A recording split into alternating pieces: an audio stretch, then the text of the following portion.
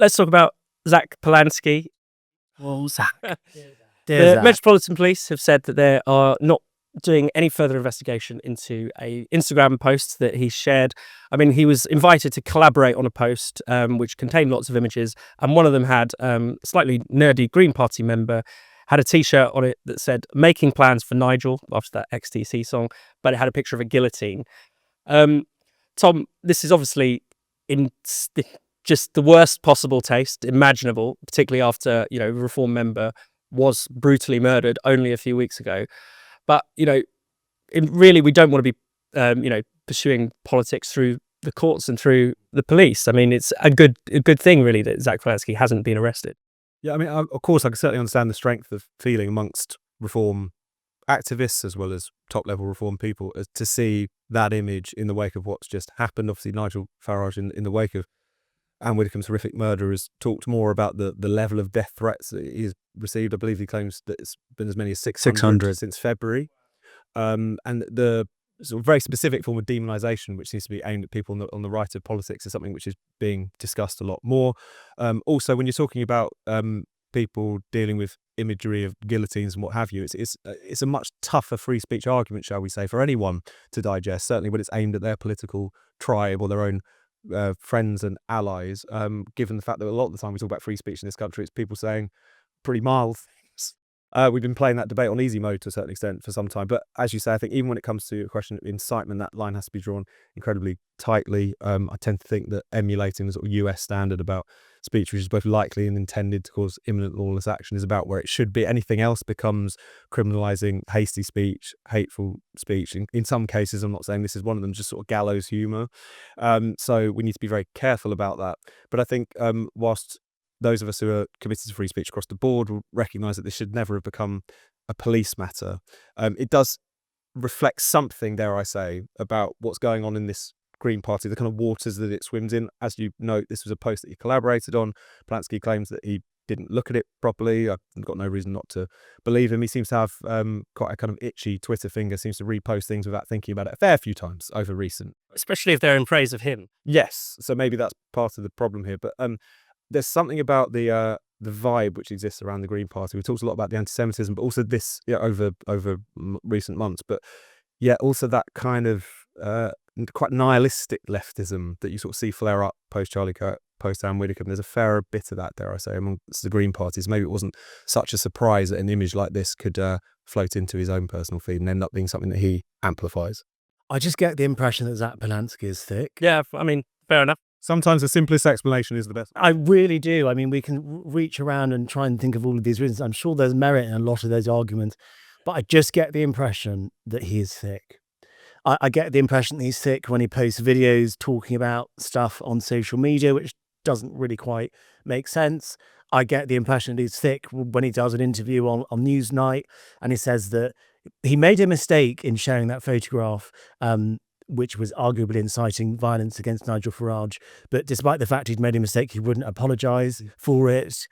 Isn't it pretty basic that if you think you made a mistake, you apologise for that mistake? But no, he wouldn't apologise. I thought that was a bit of a thick thing to do.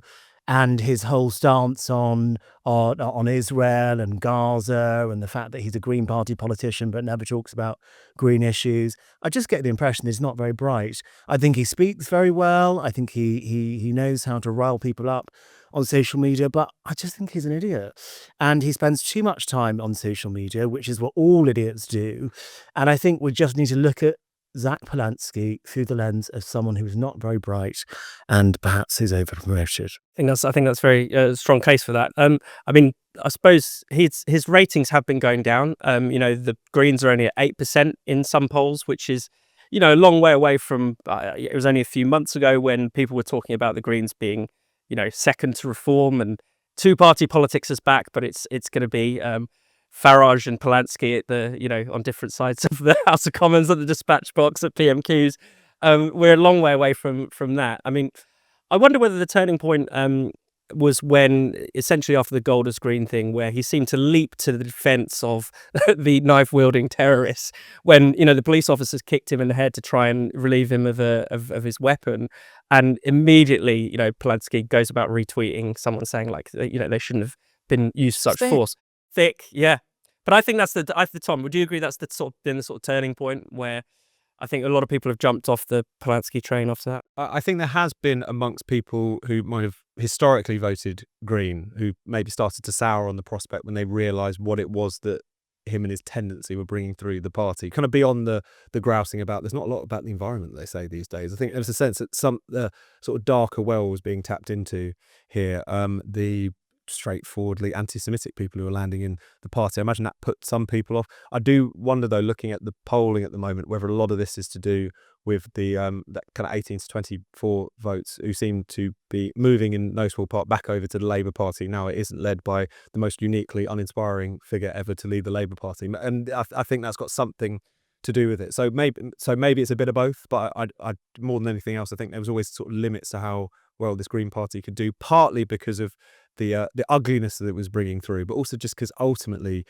to your point, he's a quite naff figure in many ways, and maybe he can look less naff when the competition is even more naff. But it's still, yeah, I think there was always going to be a sort of ceiling to what he was going to be able to profit from. And I think Keir Starmer, and was always a complete gift to the Green Party or any party to its left, because not only was he doing things that upset the sort of activist base of the party, people who were furious about his positions on migration or Israel or whatever it might be, but there was also an element just by dint of being so uninspiring, it created that space.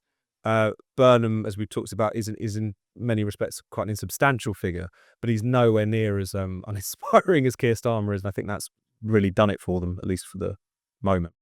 The only other avenue I'd like to explore with this was the fact that Farage reported Palansky to the police.